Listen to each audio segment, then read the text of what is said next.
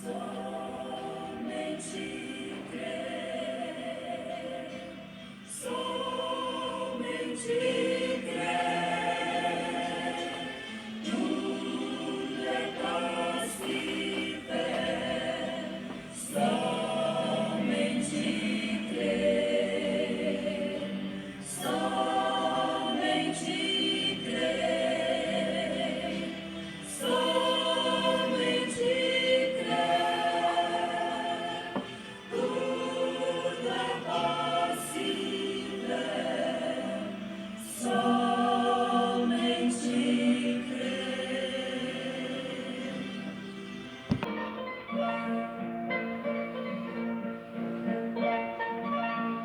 Ouvintes amados, o Senhor vos abençoe enquanto nós estamos meditando sobre a sua palavra. Há um engano muito grande no mundo em relação aos pregadores que pregam coisas duras. Parece que eles estão ofendendo as pessoas, mas já afirmamos e queremos reafirmar. É engano do povo que contesta e acha que o pregador que prega duro contra o pecado não está agindo corretamente, não deveria fazê-lo, não tem o amor de Jesus. Não. Isto não é assim, é justamente ao contrário. Na verdade, todos os pregadores deveriam aproveitar todas e quaisquer oportunidades para combater o pecado. Se eles são verdadeiros pregadores do Evangelho, devem levar a cabo o objetivo disto: é combater o pecado até as suas raízes. E nenhum pregador deve ter um povo seu particular a quem somente aquele povo ele tem direito de corrigir. Não. Se ele é enviado de Deus, então ele é um enviado a todo o povo que chama pelo nome de Deus. Deus não poderia mandar um profeta, um pregador, simplesmente para um grupo. Caso contrário, esse Deus estaria dividido. Teria classificações lá nos céus para o grupo A, grupo B, grupo C e assim por diante. Deus, quando manda um mensageiro levantado diretamente por ele, manda para todos que chamam pelo seu nome. Um mensageiro enviado por Deus é a resposta da oração do povo de Deus. Em todas as alas religiosas existem filhos de Deus. Portanto, estes filhos devem ouvir a voz de Deus quando Ele, o Senhor, envia o seu mensageiro. Portanto, amados, não se aborreçam. Nós fazemos um pedido nesse instante como Paulo fez. Suportem a minha loucura, porque estou zeloso de vós com o zelo de Deus, para vos apresentar a Cristo como uma noiva imaculada, sem ruga. E estamos pregando um evangelho que nós mesmos temos de ser sujeitados a ele. Sujeitar os nossos próprios corpos, a nossa vida, para que possamos pregá-lo. Então devemos estar sujeitos àquilo que pregamos. O profeta diz que ele não pediria ninguém para fazer coisa alguma sem que ele mesmo estivesse disposto a fazer aquilo. E Jesus disse que você deve fazer aos homens aquilo que você quer que os homens façam para você. Então, é uma boa conclusão que nós tiramos logo de início nessa meditação. Vamos lembrar daquele fato importante e muito profundo para a vida cristã, de que por um homem entrou o pecado, mas por um homem superabundou a graça. E agora, ouvintes, prestem atenção, parem um pouquinho, escutem isso, e vocês concordarão com a verdade. Ninguém pense que haverá misericórdia de Deus maior do que esta, o sacrifício de seu Filho lá na cruz, no qual devemos crer com uma fé genuína. Não devemos esperar em misericórdia alguma de Deus depois da morte, depois que partimos daqui. Porque toda a misericórdia de Deus tem sido manifestada através de seu Filho, do sacrifício de Jesus. E se o homem não crê nesta misericórdia, não aceita essa misericórdia agora, não resta nenhuma obração para ele. Se o homem pisa no sangue de Jesus Cristo, desprezando o seu sacrifício agora, às vezes mentalmente, de palavras o homem não faz, mas a sua vida mostra que ele está desprezando o sacrifício de Jesus. Então, guardem isso. Toda a misericórdia de Deus é manifestada ao pecador agora. Naquele dia, ninguém pode clamar de Deus e esperar dele misericórdia. Vamos lembrar da meretriz Raabe, que pediu misericórdia e alcançou misericórdia, mas ficou debaixo da misericórdia. Por isso o juízo não pesou sobre ela, embora sendo uma meretriz.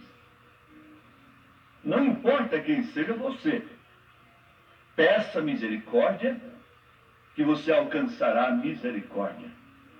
Essa misericórdia não é se abrigar em uma organização religiosa, não é se abrigar na minha igreja, mas sim no sacrifício de Jesus Cristo, pela fé, que o próprio Espírito Santo introduz no coração do pecador arrependido.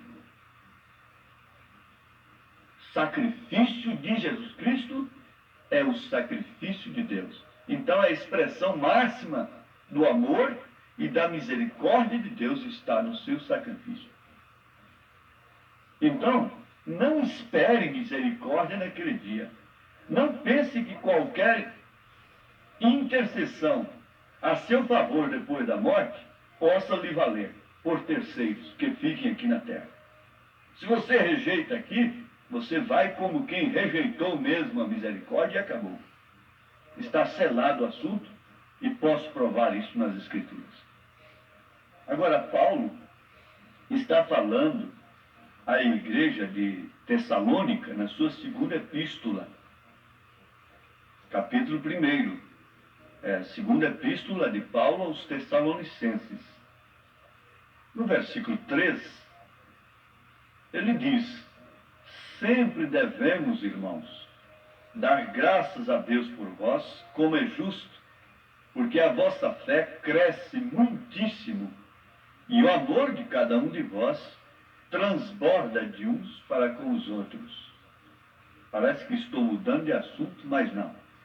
Eu quero mostrar para os meus ouvintes amados que, uma vez escolhendo a misericórdia de Deus, está escolhendo a porta estreita, o caminho espinhoso.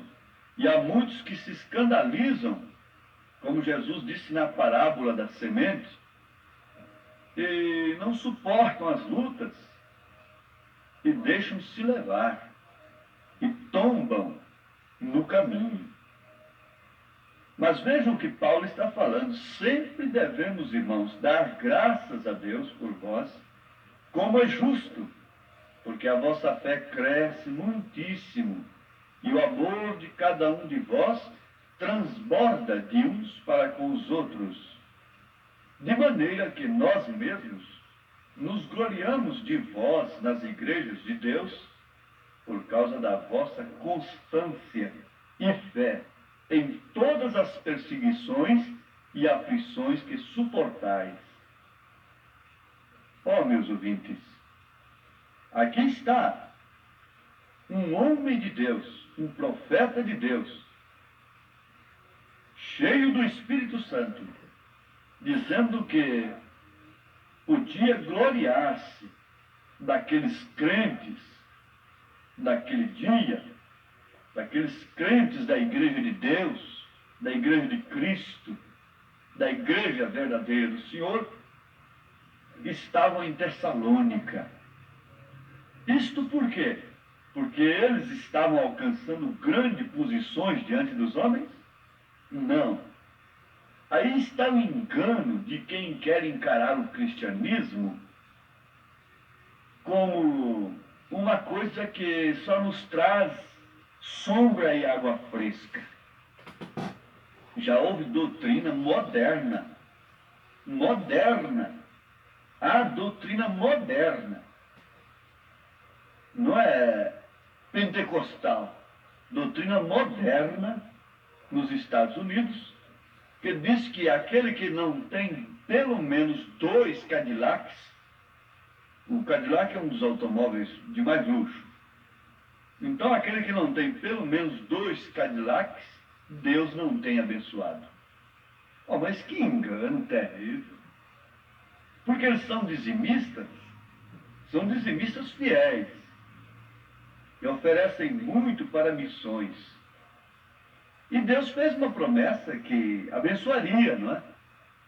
Mas aqui está o engano. Eles pensam que bênção de Deus se refere somente às coisas materiais. Nem sempre coisas materiais são bênçãos de Deus. Nem sempre a prosperidade do homem significa bênçãos de Deus. Pelo contrário, às vezes é uma grande maldição. Eu tenho encontrado mulheres chorando, que vêm para mim ajudá-las, dizendo: enquanto éramos pobres, eu lutava com tudo que tinha com meu marido. Quando ficamos ricos, quando ele alcançou posição, então agora ele não é mais aquele esposo que eu tinha antes. Ele já arrumou, inclusive, até outra família. Eu preferia ter ficado pobre como estava e feliz com o meu marido como era antes. Bom, nem toda nuvem negra é sinal de desaprovação de Deus. Você sabe, olha uma nuvem negra ali, ela na verdade causa espanto. Ela parece que não está trazendo coisa boa. Não, está assim. Ela está trazendo chuva para a terra, para regar a terra, para que a terra possa produzir fruto, alimento. Você olha aquela nuvem bonita ali, limpa, ornando os céus. O que traz ela de benefício para você? O mundo está enganado em relação a estas coisas. Então Paulo estava se gloriando daquela igreja, daqueles crentes que, por causa da constância e fé, em todas as perseguições e aflições que suportais, estavam firmes, o que é prova clara do justo juízo de Deus, para que sejais havidos por dignos do reino de Deus, pelo qual também padeceis. Aos Filipenses ele disse assim: e a vós vos foi concedido. Agora os meus ouvintes pensam nisso, o que é uma concessão. Concedido, não somente crer nele, isto é, em Cristo, mas como também padecer por ele. Isso é um privilégio, é uma concessão de Deus.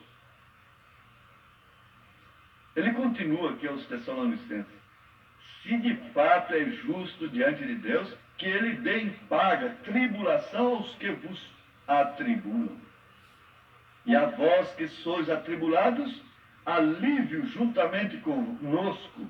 Agora eu pergunto com os meus ouvintes: quando será esse alívio, Jesus? Quando? Mas vejam só, um povo que tem negado ao mundo e que tem demonstrado uma constância e fé, vem sobre esse povo a perseguição e aflição. E quem estava perseguindo esse povo eram os pagãos? Não. Não eram os pagãos, sempre foram os religiosos. Sempre foram aqueles que até mataram, cuidando de estar fazendo um serviço para Deus. É um contraste muito grande. Um reino dividido? Não.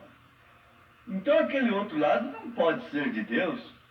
Caim não podia ser de Deus matando o seu irmão, embora estivesse adorando o mesmo Deus. Isso é chocante, mas é verdade. Ele não podia ser uma semente original de Deus. Caso contrário, ele não mataria uma outra semente original.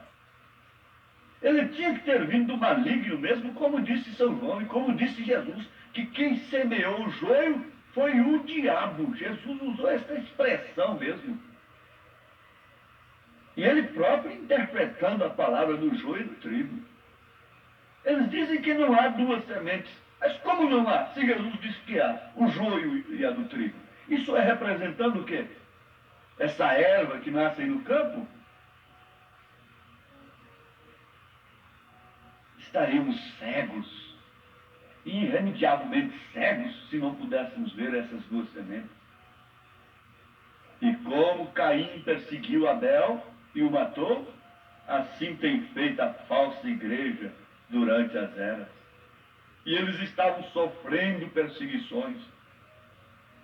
Mas tem uma coisa, vamos buscar a resposta daquela pergunta.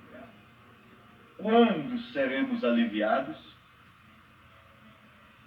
Eu estou lendo agora para responder essa pergunta em 2 Tessalonicenses, capítulo 1, versículo 7. Quando do céu se manifestar o Senhor Jesus, com os anjos do seu poder em chama de fogo, e tomar vingança. Ah, minha irmã, meu irmão, fique quieto, fique quieto. Tem quem vinga pela igreja de Cristo. Ela não é um defunto sem choro, como dizem por aí. Ela não é uma órfã. Ela tem um pai que quer que todos se arrependam. Mas veja assim, e tomar vingança dos que não conhecem a Deus e dos que não obedecem ao Evangelho de nosso Senhor Jesus, os quais sofrerão como castigo a perdição eterna, banidos da face do Senhor e da glória do seu poder, quando naquele dia ele vier para ser glorificado nos seus santos e para ser admirado em todos os que tiverem crido, porquanto o nosso testemunho foi crido entre vós. Crido no testemunho de quem? Dos apóstolos. Crido na mensagem de quem? Dos apóstolos. Porque essa doutrina dos apóstolos é o fundamento da igreja de Cristo. Quando o homem despreza o que o apóstolo ensina, o que o profeta de Deus ensina, está desprezando a Deus.